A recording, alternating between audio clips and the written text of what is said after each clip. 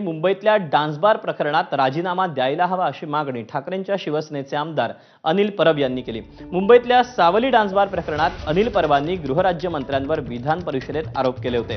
त्यानंतर योगेश कदमांनी हक्कभंगाचा इशारा दिला होता।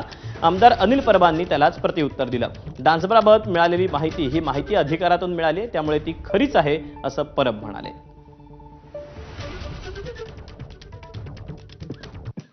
मी सभापती महोदयांना आणि त्यासोबत रीतसर नियमानुसार कारवाई करण्यासाठी मी सभापती महोदयांना स्वतः पत्रव्यवहार करणार आहे आणि त्याची कारवाई करणार सांगणार आहे।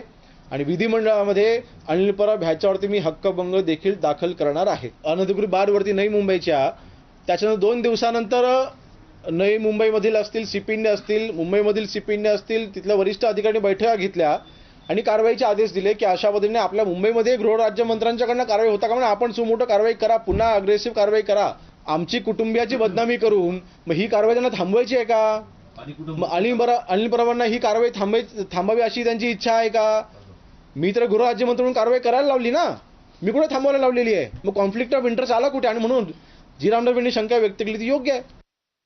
अरे लाज वाटायला पाहिजे की आपल्या बायकोच्या नावाने असे प्रकारचे बार उघडून तिकडे मुली नाचवायला शरम वाटली पाहिजे महाराष्ट्राला।